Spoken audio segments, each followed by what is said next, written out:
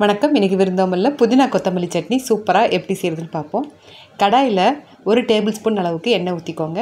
எண்ணெய் சூடானதும் 1.5 டீஸ்பூன் அளவுக்கு கடலைப்பருப்பு, ஃபஸ்ட்டு கடலைப்பருப்பு சேர்த்துக்கணும். ஏன்னா அது வறுக்கிறது கொஞ்சம் டைம் எடுக்கும். 1.5 டீஸ்பூன் கடலைப்பருப்பு சேர்த்துட்டு லேசாக வறுத்துக்கோங்க. லேசாக வறுத்துட்டு லேசாக நிறம் மாறி வரும். அந்த ஸ்டேஜில் 1.5 டீஸ்பூன் அளவுக்கு உளுந்தம்பருப்பு, உடச்ச உளுந்தம்பருப்பு அதையும் சேர்த்து வறுத்துக்கோங்க. 2 பருப்பும் கொஞ்சம் நிறம் மாறி வரும். அந்த ஸ்டேஜ் வரைக்கும் வறுக்கணும். நல்ல ஒரு வாசம் வரணும். அதுக்குன்னு ரொம்ப ப்ரௌன் ஆகக்கூடாது. நல்ல ஒரு வாசம் வர வரைக்கும் வறுத்துட்டு அதுக்கப்புறம் நம்ம மற்ற பொருட்கள்லாம் சேர்ப்போம். ரெண்டுமே 1.5 டீஸ்பூன் 1.5 டீஸ்பூன். இப்போ அடுத்ததாக நம்ம ஒரு 3 பூண்டு பற்களை இந்த மாதிரி சின்ன சின்னதாக கட் பண்ணி வச்சுருக்கேன். 3 பூண்டு பற்கள் சேர்த்துக்கோங்க. சேர்த்துட்டு ஒரு 1/2 டீஸ்பூன் அளவுக்கு இஞ்சி ரொம்ப சேர்த்துற வேண்டாம், ஃப்ளேவர் மாற்றி விட்டுரும். இந்தளவு சேர்த்தா போதும். இஞ்சி இல்லாமல் கூட சேர்க்கலாம். உங்களுக்கு இஞ்சி வாசம் பிடிக்கலன்னா இஞ்சி கூட ஸ்கிப் பண்ணிக்கலாம் நீங்கள். அப்புறம் ஒரு டேபிள் ஸ்பூன் அளவுக்கு வெங்காயம். இது நீங்கள் பெரிய வெங்காயம் சின்ன வெங்காயம் எது இருந்தாலும் சேர்த்துக்கலாம். வெங்காயமும் நிறைய சேர்க்கணும்னு அவசியம் இல்லை, கொஞ்சமாக சேர்த்தா போதும். சேர்த்துட்டு நான் இன்றைக்கி செய்ய போகிற அளவுக்கு 4 பச்சை மிளகாய் சேர்த்துருக்கேன். பச்சை மிளகாயும் சேர்த்துட்டு வதக்கிக்கோங்க. உங்கள் பச்சை மிளகாய் காரம் ரொம்ப அதிகமாக இருந்ததுன்னா கொஞ்சம் குறைச்சிக்கலாம், இல்லை உங்கள் டேஸ்ட்டுக்கு தகுந்த மாதிரி நீங்கள் இது பண்ணிக்கோங்க. அப்புறம் சின்ன துண்டு புளி. இந்த நாட்டு பச்சை மிளகாய் காரம் அதிகமாக இருக்கும், அதனால் நான் 4 சேர்த்துருக்கேன். இப்போ புளியும் சேர்த்துட்டு அதுக்கப்புறம் நல்லா கழுவிட்டு ஃப்ரெஷ்ஷான புதினா இலைகள் 1 கப் அளவுக்கு நல்லா டைட்டாக அந்த கப்பில் மெஷர் பண்ணிக்கோங்க. நல்லா டைட்டாக இருக்கிற மாதிரி மெஷர் பண்ணிக்கணும். 1 கப்பு எடுத்துருக்கேன்.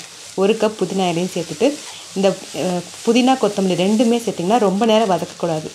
சேர்த்துட்டு லேசாக அந்த சுருங்கி வரும், அது வரைக்கும் வதக்கினா போதும். அப்புறம் அதே அளவு கொத்தமல்லி இலைகள் ரெண்டுமே ஃப்ரெஷ்ஷாக சேர்த்துக்கோங்க.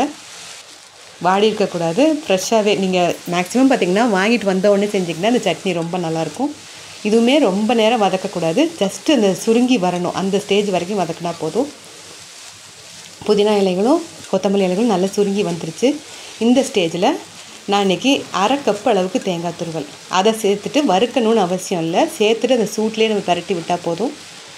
இந்த சட்னியில் நீங்கள் முக்கியமாக கவனிக்க வேண்டியது, சில நேரம் பார்த்திங்கன்னா புதினாவும் கொத்தமல்லி கம்மியாக சேர்த்திங்கன்னா உங்களுக்கு அந்த பச்சை கலர் கிடைக்காது. நல்லா தாராளமாக கொஞ்சம் நிறைய சேர்த்தா தான் அந்த சட்னி கலர் நல்லாயிருக்கும்.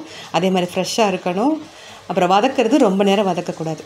தேங்காயும் சேர்த்து நல்லா பரட்டிட்டு இந்த மாதிரி நல்லா ஆஃப் பண்ணிவிட்டு ஆற வச்சுக்கோங்க.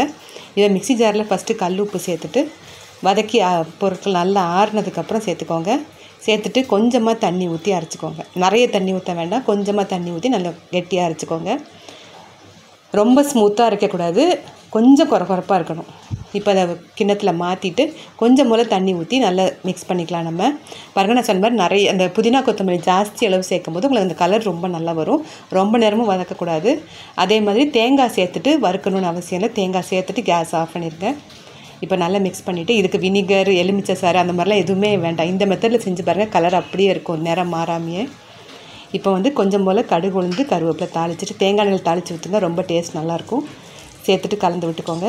சூப்பரான ஹோட்டல் ஸ்டைலில் உங்களுக்கு புதினா கொத்தமல்லி சட்னி எந்த விதமான இதுவும் சேர்க்காமையே நம்ம இன்றைக்கி அரைச்சி காமிச்சிருக்கோம். நீங்களும் இதே அளவுகளோடு செஞ்சு பாருங்கள். நன்றி, வணக்கம்.